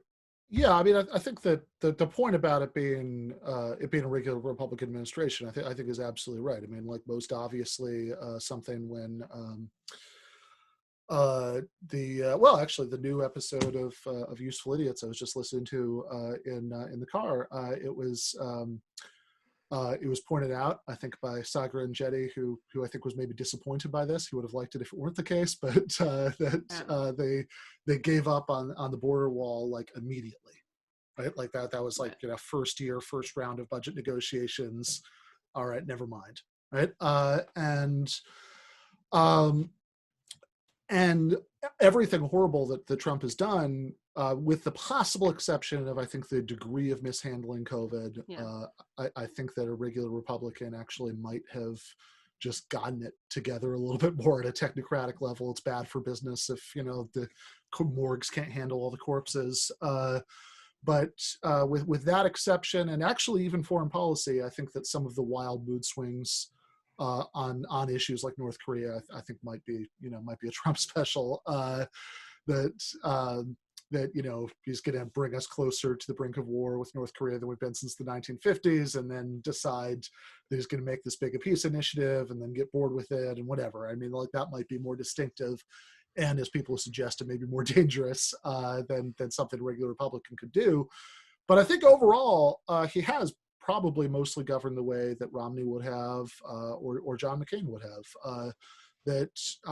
Which in fact I think is probably part of the problem, is that we're so used to having the discussion being between people saying that Trump is a fascist posing a unique threat to democracy, and people saying that, oh, he's fine, maybe even he's better in some ways than the Democrats would have been, when maybe the best case you can make is actually, no, it's just much better strategically to have the Democratic machine controlling the executive branch than the Republican machine controlling the executive branch, because Trump is, for example, on the Supreme Court and the lower courts for that matter, he's going to appoint all the same awful Federalist Society ghouls that any Republican would appoint, and they're going to do all of the damaging, horrible things that those people would do, and it almost doesn't matter, as long as he's a Republican, who the president getting that list and acting on that list is. But I did, I guess, maybe want to transition in the few minutes we had left to the Biden win scenario. And in particular, I guess I have to say, Zishan, that the part of your case about what might be better under Biden that I'm unfortunately the most skeptical about maybe was the part about the Supreme Court, because if I understood what you were saying correctly, it sounded like you think that Biden actually might do some sort of court expansion, or if not, I don't quite understand the Supreme Court part of the argument. Yeah, I mean, obviously there's been sort of mixed signals on that front, and I will also admit that I haven't kept up with the latest reporting, I think, in the last few days I want to keep up with on that front. But I mean, my understanding, at the very least, just generic sort of Democrat perspective would be that they would at least be on the federal courts in general, Supreme Court, anytime they can, that they will appoint more liberal justices. And then on the question of whether or not Biden will actually pack the court, I think that there have been, I think at certain points the campaign was indicating that it was a possibility because they were declining to answer it. And then the latest that I'm familiar with was the idea of setting up a panel to sort of study possible responses. And my understanding, and I invite anyone to sort of intervene and add more details to this, is that dampen the possibility of a full-fledged attempt at court packing. So I'm not necessarily optimistic on that front, but again, given the binary and what your options are, and if there is even a theoretical chance of it happening, it obviously could only happen under a Biden presidency. And I think we've all touched on this in various ways or another, but everyone would agree a lot of this is also just a function of like what kind of pressure that the movement left can place on the Democratic Party on key fronts when it comes to this sort of process. And it's an open question because the left looks very different right now than it did during an Obama presidency for a couple of reasons. I think also Obama was also able to convince some people who were fairly progressive or fairly far to the left that he could legitimately be progressive. I don't count myself among those people. I always thought that he was going to be exactly what he was. And so, but I do know that there were some people who were kind of like, well, this could be a special guy. And I think people projected a lot of things onto him for a variety of reasons. I don't think people have those illusions under Biden, and the left is more salient, more organized, and actually has real voices that have, an actual megaphone and legislative impact in both chambers. But I still, at the end of the day, I do think, unfortunately, right now, the left's power still is pretty. It's not huge. It's not highly organized. The weakness of organized labor is always something that's not promising. But I don't know. You never know how events are going to unfold. Something like a George Floyd situation under a Biden presidency could be massive. But yeah, sorry, I just kind of rambled there. But no, fair enough. But I guess I have a hard time imagining Biden actually doing the expansion. I mean, my guess was always that when he and Harris wouldn't answer the question, it was because like they didn't get anything out of answering it in either direction. That if they said yes, that would alienate the suburban moderate Republicans. They're obsessed with courting, and also set them up for looking bad when they didn't do it. And if they said no, which I suspect is the honest answer, then they would be. That would really demoralize the base at the time they most need the base, because you would be admitting that the Supreme Court is just gone for this foreseeable future. So saying that we're going to set up some sort of like panel or commission to study it honestly strikes me as the most Democrat thing that you could possibly say. That we're firmly committed to like studying it and issuing a report in 2 years. But does anybody have a more? That's like what they tried to. That's what they tried to do when Brent Welder tried to make the DNC adopt something that would ban corporate lobbyists from serving on the platform committee or something, and they were like, "We're going to look into it. Like, really, you're going to look into whether or not like there's maybe a conflict of interest." Like, I think the main reason for optimism would be the Democrats' different approach to like civilization level preservation events like climate change and COVID. Like, I don't think the Democrats are going to do nearly enough on climate change. But I think it completely, like if Trump wins, that's another thing we think like, oh, well, the climate discussion is like, it's all just mitigation at that point. And maybe we should be there at this point anyway, but.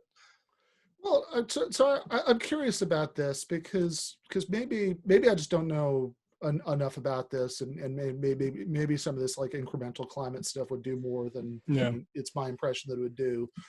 But if like okay, I mean, obviously, I think saying that on climate that the Trump administration will do worse than nothing, and Biden administration might do something. I understand that.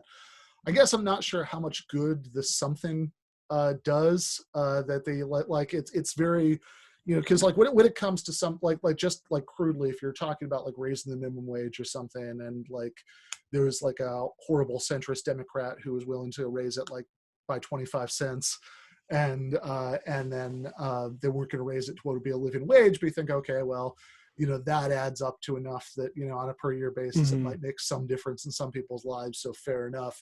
We have a reason to care about that. It's less obvious to me that the incremental climate stuff would have some sort of impact, right? Like the Paris Accords, right? Obviously that was a very bad symbolism for Trump to get out of that. But also my understanding is that the negotiation process for those accords was basically like every country kind of said what they, decided that they were willing to do, and it was stapled together and it was called an accord. And given the fact that it is, like you said, such a civilizational threat, like I'm not sure how excited we should be about that. Am I missing something? Well, then maybe we move to mitigation, and who do you want in charge of the executive branch when like the worst effects of climate change start? Yeah, I mean, right? Like, or maybe it buys us a few years of survival. That's what I mean. Yeah. Pretty dark. And certainly like one of the climate change things that would be scariest, and I guess this does go to Matt's mitigation argument, well actually, is just like that if you have portions of the planet that become uninhabitable. And it wouldn't have to be very much. It wouldn't have to be a very big proportion to really trigger this. Then you could have refugee crises on a level that we've never seen before. And combining that with aggressively anti-immigrant, right-wing governments gets pretty apocalyptic pretty quickly. So you could argue that itself was a reason to want to disempower Trump and people like Trump. Yeah. I just want to reiterate a point I made earlier, not specifically in relation to climate change, but I think in relation to the likely scenario of a Biden victory, which is I think we can fully expect this to be a fairly conservative administration in terms of its kind of core reflexes in terms of who gets appointed. That's not just because of Biden himself. It's also because of the people that he's like. If you look at who he's surrounded himself with in the primary and since the primary, I mean, a lot of these are folks from the Clinton era who are kind of third way ideologues. And I think a further something that will almost certainly add to that conservative character is who is likely to as it were get the credit for a Biden victory. It's going to be it's going to be the people who advocated for this kind of Hillary 2.0 affluent white suburban strategy. The Democrats may in fact hemorrhage votes from people of color. They may lose them to Trump. Biden may in fact get fewer votes. There are some signs he'll get fewer votes from non-white voters than Hillary Clinton did. But because there's a chance that Biden's victory, both in the popular vote and possibly even the Electoral College, is going to be quite considerable, that is going to be understood as a vindication of the kind of, if not the supreme vindication of the kind of strategy Democrats, have been trying to make the norm since Bill Clinton, and largely have made the norm, and which was kind of refined by Rahm Emanuel in the 2000s. It turns out that you can win, not just without the actual left, but without even kind of the small p progressive soft left that is, I think, a major part of the Democratic base. You don't even need the base. In fact, you can kind of, you can, as good as demonize them, you can distance yourself from them. At the height of the George Floyd protests, or just after them, you can run these kind of pretty revanchist, law and order ads, and you can win anyway. And so imagine how Joe Biden and the people around Joe Biden will process an outcome that sees them winning over 300 electoral votes. They're not. This is going to be an administration that plays to all of Biden's worst instincts, and the worst instincts of kind of centrist liberalism as we've known it for the past 20 or 30 years. And I think the reason I'm saying this all sounds very bleak and downbeat, but I think it's important that if Biden is president, from day one there's an understanding, not just on the socialist left, but among progressive Democrats and people who are maybe more inclined to think positively of the Democratic Party than all of us. People just need to understand what the character of this administration is. Right? Under Obama, there was, I think, a very popular and from the point of view of the administration, a very serviceable narrative that Obama's doing everything he can. Right? What you see from Democrats is always the maximum that they're able to extract, and when they make retreats, or when they simply just don't do things at all, even when they promise to do it and control all three levels of government, et cetera, it's just because they couldn't, right? And so an important countermeasure against that kind of narrative is to be clear on the kind of president Biden is almost certainly going to be, right from the get-go, and to kind of base considerations and calculus from there, and not be kind of wooed by whatever token gestures, appointments or otherwise Biden makes towards the left. Yeah, I don't know how we can do that. I mean, but I feel like we need to somehow advertise that, be like this, he only won because Trump is so horrible. And also when he doesn't, he's going to say he can't do things, and he can. Yeah. Force him to.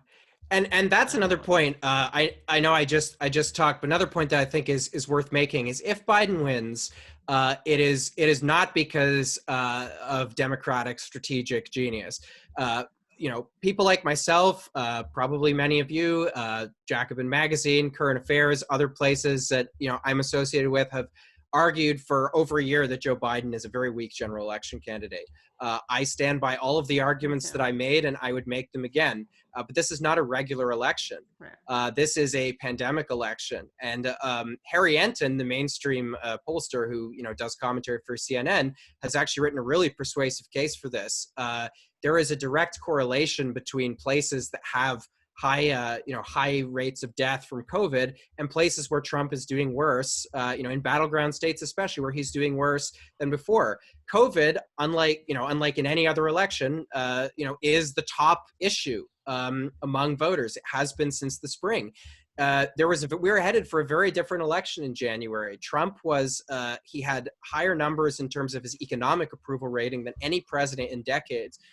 Moody's Analytics, there was, they told, I think it was NBC, that if these economic conditions hold, if there's, the growth that's being forecasted, et cetera, Trump's going to be reelected. And I think that if this was not a pandemic election, we would be having, the character of this conversation we've been having would be very different. We'd be looking at a much tighter race and quite possibly one where the Democrats were going to lose because I think basically before the pandemic hit, Trump was on course for reelection. Yeah, I think that's totally right. I mean, granted, I have a conflict of interest here because I was writing stuff for Jacobin in January saying that Biden would be a terrible general election candidate. So I obviously want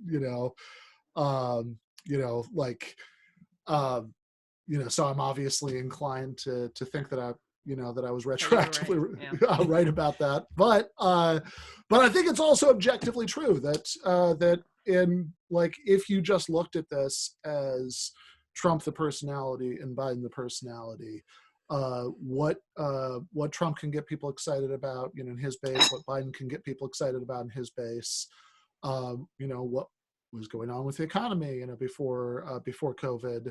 I don't think that it's impossible that Biden would have won, but it would have been a much tougher race for him. I actually don't think, I don't see how that's debatable. really debatable at this point. I'm thinking about how much. Oh, sorry. Go ahead, Katie. No.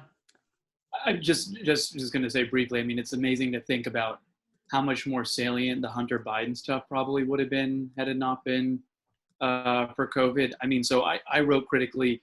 I don't know if I would agree that Biden was the worst general election candidate out of everyone in the primary. I wouldn't really agree with that necessarily, but the competition's pretty Herculean given some of the people that were running. Yeah, exactly. I mean, so I think Delaney would have been worse. Yeah.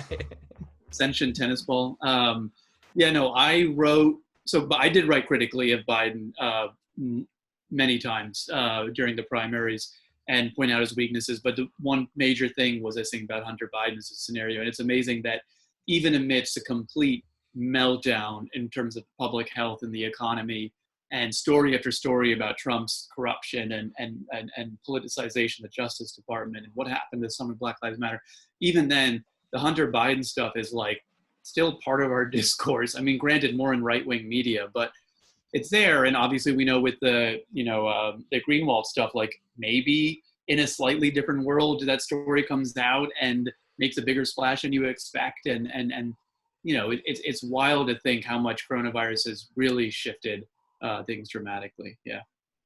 Yeah, that seems totally right. I think in a normal, boring election, when you had one of the candidates, the combination of the dick pics and the pictures with the crack pipe and the stuff that does seem to at least raise questions about corruption, even by Joe Biden. Obviously, I think it's. I'm third way on this. I think that it's both true that Republicans have wildly exaggerated what it shows, but also that I think there's nothing to see here narrative is kind of ridiculous too.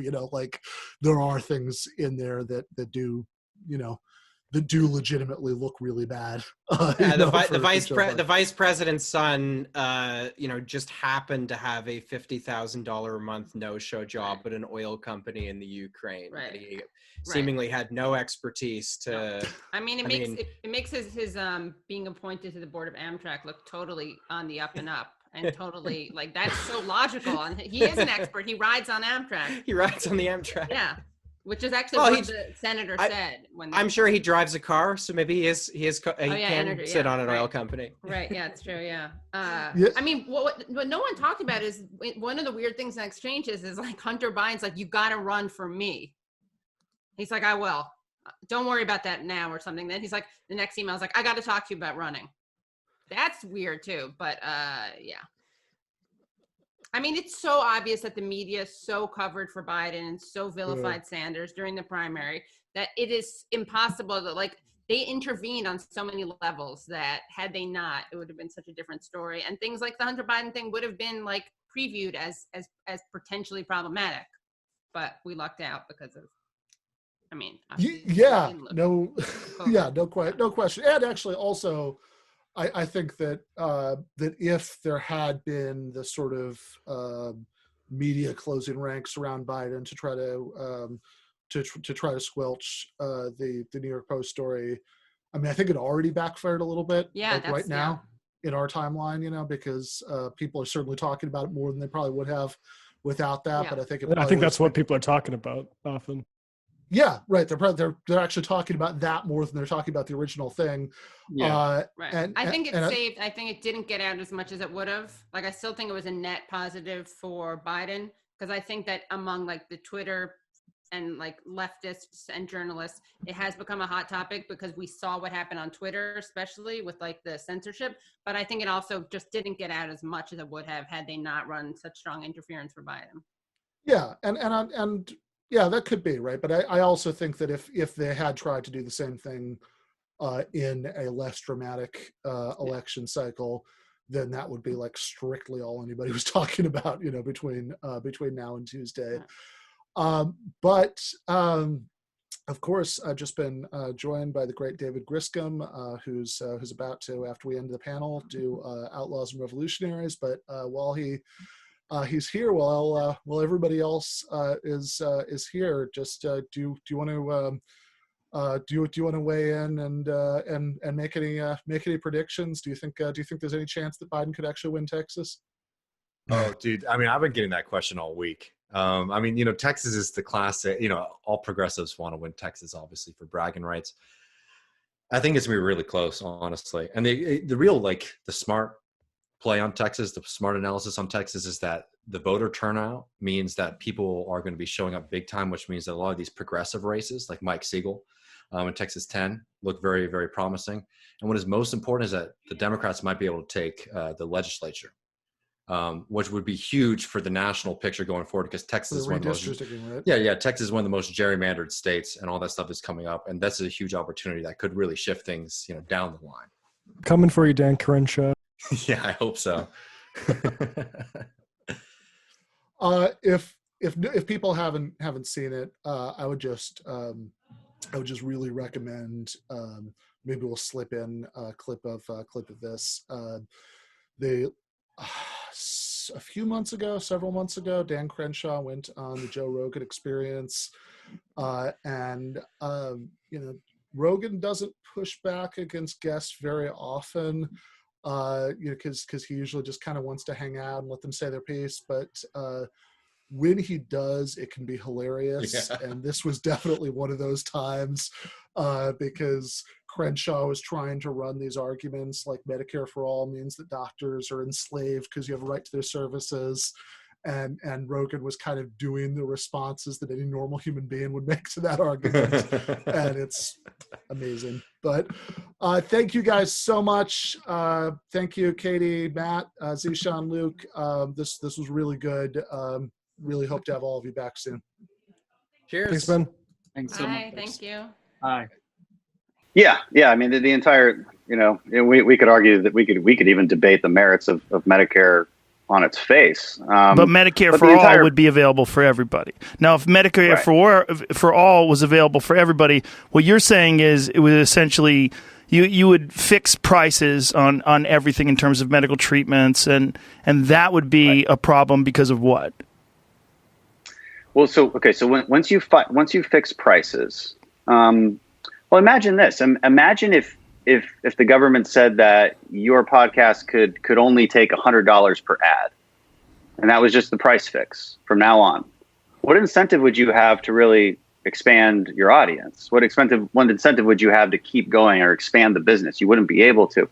It's similar under any industry. Once you fix that price, you're going to reduce the supply that goes into it. Can I stop you on that analogy?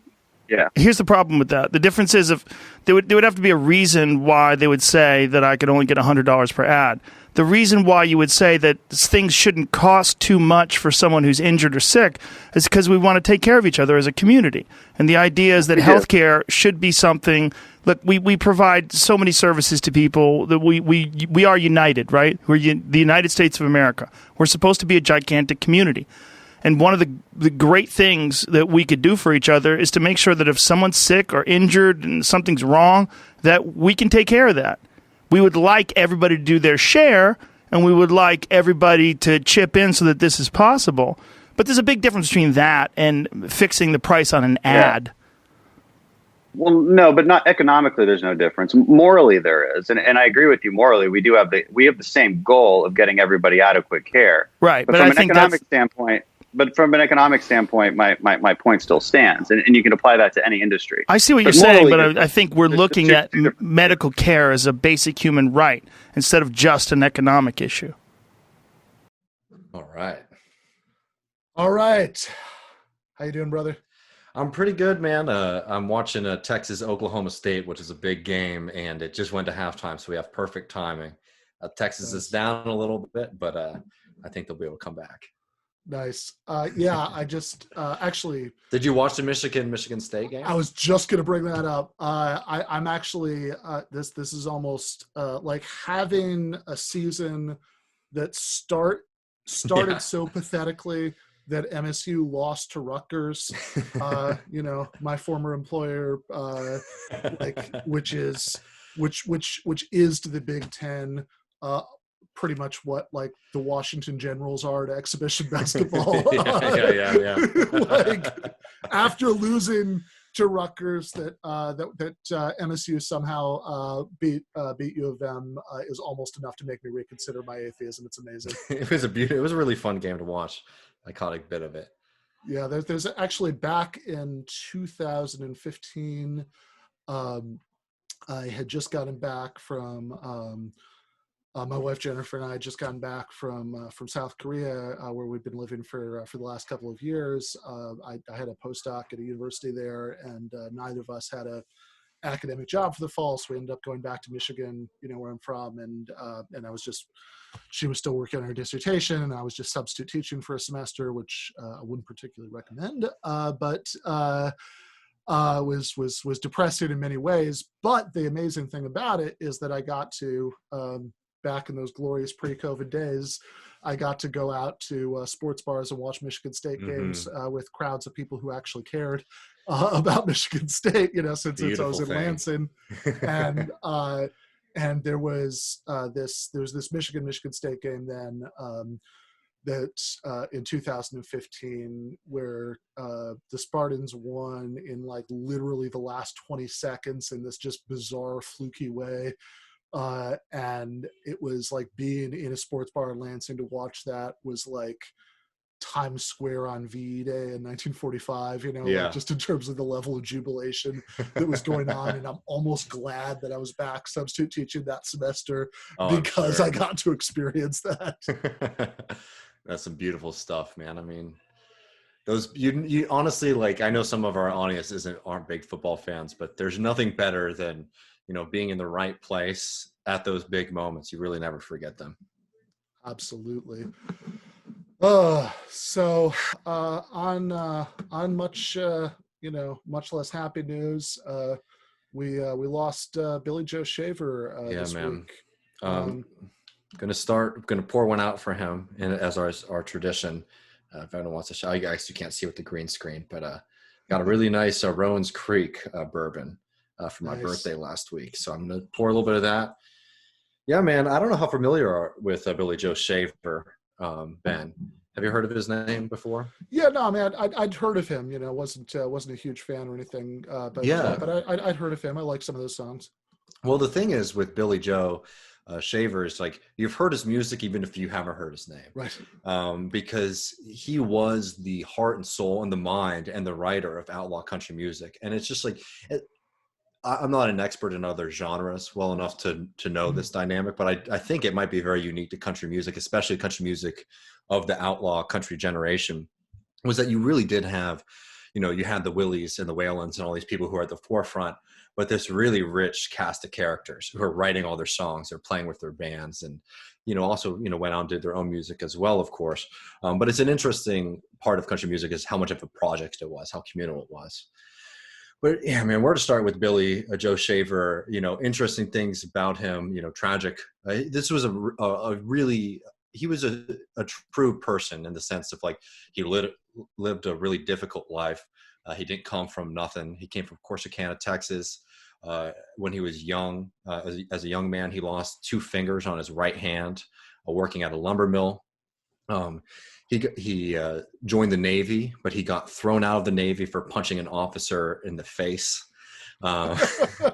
Which honestly, that might give you a good setup for the kind of person that he was, you know, and, you know, another kind of tragedy, never knew his father, things like that. But, you know, Billy Joe Shaver was just, he was just a real guy, a real man. Matthew Sitman, you know, who we had on recently, has a really beautiful piece in Commonweal magazine that I can't suggest enough, that really captures a large part of his essence. You know, and you know, in the story, you know, Matthew shares a pretty kind moment with him where he was able to see him in Virginia and basically like ran into him after the show and tried to reach his hand. And then he felt really awkward because he reached for the hand that was missing the fingers. But, you know, Billy Joe Shaver doesn't miss a beat. And just like, you know, and, you know, Matthew just says something like, you know, you were great out there. And he's like, thank you so much. It really meant a lot. And, you know, Matthew, again, read the piece. It's a really sweet remembrance of him. You know, they shared a real human person to person moment. This is somebody meeting, you know, one of his heroes, just like very much there with everyone else. I'm going to tell that story to juxtapose it to another story, which I think just tells you the full spectrum of the guy, good and bad, for better, for worse.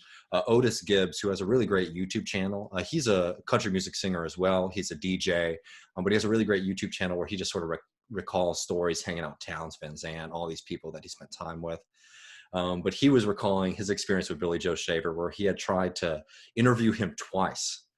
And both times, basically, he set up the interview. Billy Joe Shaver arrives. He has the microphones, everything set up. And both times, Billy Joe Shaver just refuses to be interviewed. He's like, it ain't happening today, and just leaves, right? Which is, you know, most journalists would obviously be very mad. But Otis, you know, said that he feels really lucky to have had that kind of real interaction with somebody. And that was just like, if anything, I just want people to understand about Billy Joe Shaver. He was a real human being through and through, for good and bad. One of my personal favorite songs of his is a song that's very famous called "Live Forever." Just a couple lines from it. You know, when this old world has blown us under, and all the stars fall from the sky, remember someone really loves you. We'll live forever, you and I. Nice. You know, and that's a really beautiful song. And there's some recordings that he does of it with his son. And I highly suggest listening to the older recording, the more recent recordings when he's an older man, because the weight and the age of his voice actually really brings that to life. But that's good. That's like a line I've always really liked is the poet and novelist Charles Bukowski is asked once what his advice was for young writers, and he said, "Get old." Yeah, no, I mean that's definitely the truth with Billy Joe Shaver. All right, let me tell you this story because I love this story so much, and I'll post this on Twitter afterwards because you can listen to the interview where he tells this story. It's so good. So for people who aren't familiar, oh man, I wonder. Hold on, so I don't want to. I might just need to switch my video so you can, damn. Oh, actually you can see this, right? Okay. Yeah, I can see it. Yep. It keeps coming in and out. Shit. Okay, it's coming in and out, but I can see it. Waylon Jennings. Waylon Jennings, Honky Tonk Heroes, right? Yeah. And right there is Billy Joe Shaver. Sorry, this is so Nice. awkward, but right there is Yeah, Billy Joe Shaver, and he wrote that album pretty much. Pretty much all the songs on there are from that album, and that's one of my favorite Waylon Jennings albums of all time. That has great songs like Honky Tonk Heroes, Old Five and Dimers Like Me, which is a great Billy Joe Shaver song. Ain't No God in Mexico, which is personally one of my favorite songs. Just a hilarious, beautiful, real like table thumping song. But let me tell you the story as to how that happened, because it is just so outlaw country. So 1972 in Dripping Springs, Texas, where Willie Nelson has his 4th of July picnic, which is a wonderful event if you're ever able to go. Hopefully we'll be able to go and hang out with Willie for many more years to come. But anyways, the first Willie Nelson 4th of July picnic, Billy Joe Shaver's playing there, and everybody who's anybody in country music is there. And Billy Joe Shaver is there, who, by the way, should be noted, is really good friends with Willie Nelson, even before he got big. So anyways, he's there, he plays a few songs, and in the crowd of Billy Joe Shaver's set was a very inebriated, loaded Waylon Jennings. And Waylon basically is loving the music and says something to the effect of like, I need to record some of your songs. Like, I want to include you, in an album sometime. But again, Waylon Jennings is drunk, and Waylon Jennings was a very notorious drunk. So of course nothing comes about it, because it probably is true that Waylon Jennings has no recollection of offering all of this to Billy Joe Shaver. So at that point, Billy Joe Shaver, I think he had some kind of record situation, but was not happy. I think he was preparing to leave Nashville to move back to Texas. Anyways, he gets a friend of his who is a DJ who is helping Waylon do some recordings, and finds out where Waylon Jennings is doing these recordings, and shows up uninvited, late at night, 11 p.m., midnight or something like that, to basically confront Waylon Jennings about his promise. So he shows up uninvited, and he's just sort of standing off in the corner, uninvited, minding his own business, according to his retelling of it. And, eventually his friend comes back up to him, who had let him into the recording studio, with this folded up $100 bill, right? And he says, Waylon wanted you to have this and would like you to leave, please. Just basically be like, here's some money, get out of here, Haas. So he says, his response to that was, he says, no, why don't you fold that up and give it back to Waylon Jennings and tell him to shove it up his ass and twist it. So then a couple minutes later, Waylon Jennings shows up to confront him, and with a couple big old strong guys. And Waylon comes back and says, what do you want, Haas? And Billy says, you better listen to these songs or I'm going to kick your ass. And, it basically Waylon says, okay, I'll listen to one song, and if I don't like this song, get the hell out of my studio. And Billy Joe Shaver plays Ain't No God in Mexico. He gets a thumbs up from that, then plays Honky Tonk Heroes and a couple of his songs, and then basically, plays through his whole set. And then Waylon's like, all right, we got to record this.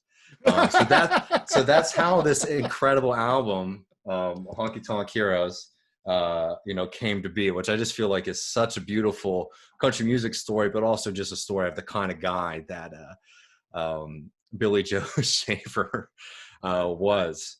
And the guy had been through a lot. He played music with his son, who was an incredible guitarist. People made comparisons of him to Stevie Ray Vaughan. And tragically, in 2000, he died of a heroin overdose. And I'm just going to read a little bit from an interview that Shaver did with Rolling Stone about that, because pretty famously, his son died, and he played a concert that night still. And Willie Nelson put it together because he knew that he would be so self-destructive if he wasn't able to be out there playing music. So this is Billy Joe Shaver saying, Willie put a band together. My band just went nuts. They all flacked out and went off crying and stuff. But Willie called me up and said, Billy, you got to get back on the horse. And Shaver says, I'm an old cowboy. I know what he's talking about. So I got up there. And this is just another aspect of just, one, how beautiful it would be to have a friend like Willie Nelson, but just the pain he was going through. This is him, too, talking about that nicest. I knew where the drugs came from, that drug dealer. I would have shot him up and killed him instead of calling the police, he said.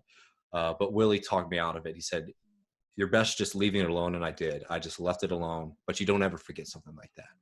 You know, so somebody who dealt with a lot of hardship growing up and then, you know, didn't escape that in his adult life, drug, alcohol problems, and it shows up in his music, not in a kind of celebratory way, but in a really honest and beautiful way. And, you know, you and I, you know, I feel like have similar feelings about the divine, but, you know, he does have a really strong connection to, you know, to Jesus and to God. And it became something that was really important to him. And I think in a really beautiful way that like I really identify with and get a lot from. One of a favorite song of his is like, I'm just an old chunk of coal, which, you know, one of the lines goes, I'm just an old chunk of coal, but I'm going to be a diamond someday. I'm going to grow and glow till I'm so perfect. I'm going to put a smile on everybody's face. And, you know, if people are interested in his music, you know, all of his songs are incredible. You know, a lot of them, the better versions, honestly, are the Willie and Waylon and, you know, all the people who covered and, you know, sang his songs. But he wrote one of the great country love songs called You Asked Me To, which is a beautiful song. Waylon sings that. Old Five and Dimers Like Me is a beautiful song, which is on Honky Tonk Heroes, and a few other people have covered as well. And his versions are great. Sweet Mama, which is just a great kind of Texas country music jam. You'll hear it and you'll be like, God, this is Texas music. It's a tribute to his mother. Another great song, Wacko from Waco. And let me just read you a couple of lines from it because it's so good. I don't start fights, I finish fights. That's the way I'll always be. I'm a wacko from Waco. You best not mess with me. Joe Jamal said I was like a flying buttermilk trapped in a Waco bottle. I was bound to get killed. And for people who aren't familiar with who Joe Jamal is, he's one of the famous, like, kind of Texas lawyers who was always getting people out of trouble. You know, so just a really fun, beautiful, you know, outlaw kind of songs. But, you know, that song, Old Chunk of Coal, came out of a really beautiful story. And again, you know, I'm not particularly a spiritual person, but I really do find a lot of beauty in those moments in people's lives. And he wrote that after spending time on this, you know, basically this range in Tennessee called Harperford River, where he went up this like very treacherous pathway up to this cliff with the intention of jumping off and, you know, ending his life. And he gets up to the top of this ridge and he sees this rock that to him appears to be like an altar, like at a church. And he had, you know, what he claims to be this very prophetic, you know, vision of Jesus Christ. And then he, you know, sort of switched around his life. And you can find, you know, his homage to those moments in his life throughout his music. It's the best kind of, I guess, like Christian country music, if you were even to label it as that, you know, this kind of idea of like dealing with the depth and then trying to find something on the other side. I find it to be really beautiful. You don't have to be, you know, somebody who needs religion to find it to be, you know, an incredible story. But man, I'll tell you, just like otherworldly guy, definitely check out all of his music. You really won't be sorry. And he was behind it all. I mean, he was really the heart and soul of this style of music that I love so much. Thank you so much, David. That was great. Of course, man. I'll talk to you soon. Bye. All right. That was, as always, the great David Griscom for Outlaws and Revolutionaries. Before that, we heard from Greg Belvedere about his current affairs piece about worker cooperatives. You should check that out. And we heard some thoughts about the election from Zashim Alim, Katie Halper, Matt Leck, and Luke Savage, who's a co-worker of mine at Jacobin. And next week, by the time we do this next time, we will, I hope, know who won the election. You know, it's possible that we will still not know that if we are in some sort of hellscape, protracted Bush versus Gore on steroids scenario, which is entirely possible. But I am going to have on the great Matt Chrisman to talk about whatever the hell will have happened by this time next week. So I'm really looking forward to that. Meanwhile, please do like and subscribe on YouTube. Please do rate and review us wherever you get your podcasts. I know that you probably heard that from people on shows so often that it's like background noise at this point, but those things really do make a difference. I've been really happy with how the show, how quickly things have grown since we started it. It's been really amazing to see. It's been humbling to see. If you are in a position to become a patron, please do consider doing that. That's patreon.com/Ben Burgis. Really want to get to the point where everybody who is involved behind the scenes in helping make the show work can be paid a living wage for doing so. Ultimately, I'd like to be able to make a living wage just off doing this, so I can teach a lot less and do a lot more of this. So if you can, for the monthly cost of a milkshake in the 50s Nostalgia Diner in Pulp Fiction, you can get early access to every single episode, and you also get regularly scheduled Discord office hours, group voice chats with me and with other patrons.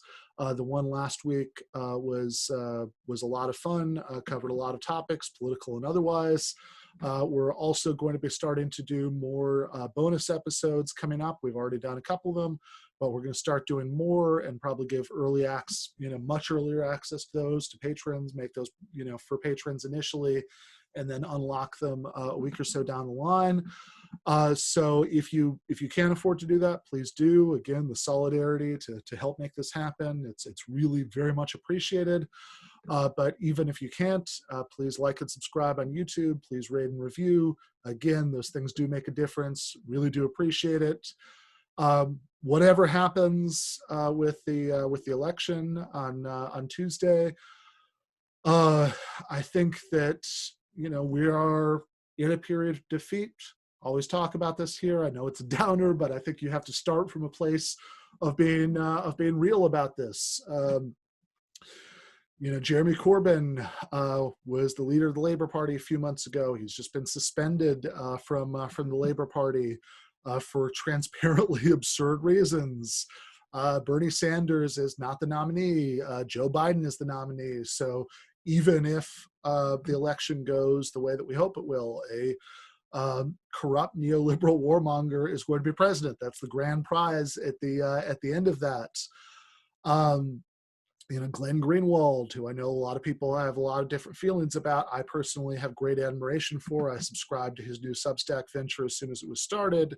Has acrimoniously parted ways with the publication that he co-founded, and some of that seems to have to do with the fact that so many people right now, even in that kind of progressive sphere, don't want to be seen as doing anything to undermine Biden, like publishing material days before the election that might be embarrassing to Biden, because things are so bleak right now that even somebody who is justly hated by the left, like Biden, there is this kind of closing ranks behind out of desperation.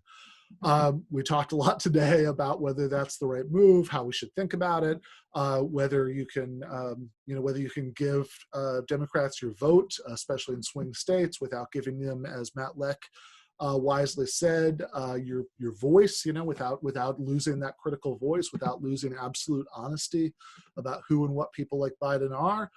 But regardless, I think that we are in a dismal period, as the sports commentators say. For example, about my beloved Detroit Red Wings, the left is in a rebuilding period, and that's bad. That's dismal.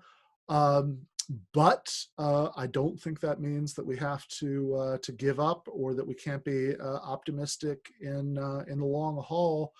And I hope that shows like this, in some small way, can contribute to helping us get our act together, and at the very least, giving some solace and some sense of perspective on our way to getting our act together. And I really appreciate all of you who are along for the ride, who are helping grow the show, joining the Patreon, subscribing to the YouTube, all of those things. It obviously makes a huge difference to me, and I really appreciate that. But I also appreciate it on that larger level, that that even though things are not good right now. You know, we are willing to show some of that optimism of the will that Gramsci talked about, and I hope, if nothing else, that this show can promote that. So I'm going to leave it there for this week. Thank you guys so much for watching. I really appreciate all of it. I'll see you next week. Be doing some live streams between now and then, might be doing a bonus episode between now and then, but certainly I will see you next week. Left is best.